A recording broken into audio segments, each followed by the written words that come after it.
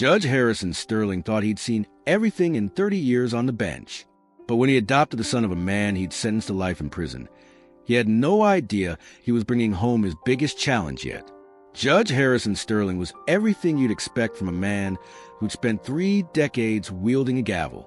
At 58, his silver hair was always perfectly combed, his suits impeccably tailored, and his voice carried the weight of absolute authority. He lived alone in a pristine colonial home in the suburbs, where every book was alphabetized and every surface gleamed. Harrison had never married, never had children. His courtroom was his family. The law is only love. 15-year-old Marcus Rivera was his complete opposite. Lean and street-smart with dark eyes that held too much knowledge for his age, Marcus had learned to survive on his own since he was 12. His clothes were secondhand but clean, his grades surprisingly good despite everything. He carried himself with the cautious confidence of someone who'd learned early that the world wasn't fair, but who refused to let it break him. The case that brought them together was one Harrison would never forget. Roberto Rivera, Marcus's father, had been convicted of armed robbery and assault, his third strike that earned him life without parole. As Harrison read the sentence, he noticed a teenage boy in the back of the courtroom, tears streaming down his face, trying desperately to remain silent. "Your Honor," Roberto had said, his voice breaking, "I know I deserve this, but my son, he's got nobody now. His mother died when he was 10. I'm all he had." After court, Harrison couldn't stop thinking about those dark eyes filled with grief and fear. When he learned that Marcus was aging out a failing foster system with nowhere to go, something inside the judge, something he'd buried under decades of professional detachment, stirred to life. Harrison started small. He arranged for Marcus to receive a scholarship to a better school, telling himself it was just civic duty. Then he began visiting, bringing homework help and awkward attempts at conversation. Marcus was suspicious at first. This was a man who'd locked up his father forever. "Why are you doing this?" Marcus asked one evening as Harrison helped him with calculus at the kitchen table of his group home. "Because everyone deserves a chance," Harrison replied simply, "even if the system failed to give your father one." Slowly, carefully, Harrison began to care. He attended Marcus's soccer games, celebrated his acceptance to honor society, and listened patiently as the teenager worked through his anger and grief. Marcus, starved for stability and genuine attention, began to trust the stern but surprisingly kind man who seemed to see potential where others saw only problems. 6 months later, Harrison made a decision that shocked everyone in a conservative social circle. "I want to adopt Marcus Rivera," he announced to his lawyer. "Harrison, think about this. The optics alone. I don't care about optics. This boy needs a home, and I need him too." The adoption process was grueling.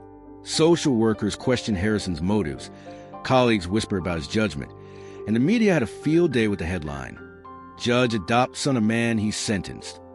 But Harrison pressed forward, determined to give Marcus what he'd never had, a real family. What Harrison didn't anticipate was how completely Marcus would transform his ordered world. The first week Marcus moved in, he rearranged the living room furniture to make it more welcoming. He filled the silent house with music, friends, and the chaos of teenage life. Most shocking of all, Marcus had no problem challenging the man who'd become his father. "Dad, you can't sentence someone to community service just because you're in a bad mood about your coffee being cold," Marcus said one evening after overhearing a phone call about court business. "Excuse me?" Harrison sputtered, unused to anyone questioning his judicial decisions. "I said what I said. Mrs. Patterson from down the street told me you were extra harsh today. You need to separate your personal stuff from work." Harrison stared at this 15-year-old who just called him out with the confidence of a seasoned attorney. The most terrifying part? Marcus was absolutely right. As months passed, the dynamics in the Sterling household became increasingly complex. Marcus, who'd learned to read people and situations of survival, had an uncanny ability to see through his adoptive father's facades. He called Harrison out when he was being too rigid, pushed him to be more empathetic, and gradually began influencing not just their home life, but Harrison's approach to justice itself. "You know Mr. Rodriguez, the guy who stole groceries for his kids? You gave him 30 days. Marcus said one night over dinner, "My dad, my biological dad, he did stuff like that too when we had no food. Sometimes people aren't criminals, Dad. Sometimes they're just desperate." Harrison found himself listening, really listening, to perspectives he'd never considered. Marcus would research the defendants' backgrounds, share insights about poverty and desperation that came from lived experience. And gradually, Harrison's sentencing began to reflect a deeper understanding of the human condition. The transformation didn't go unnoticed. Lawyers began commenting on Judge Sterling's increased use of rehabilitation programs over jail time. Community leaders praised his new initiatives for at-risk youth. But what really caught attention was the sight of the stern judge at high school football games, cheering loudly for his son, or taking teenagers from Marcus's friend group out for pizza and life talks. Judge Sterling is different now, observed Prosecutor Janet Mills. He's still fair, still firm, but there's something more human about his approach. What she didn't know was that every evening, Marcus and Harrison would discuss the day's cases over homework and dinner.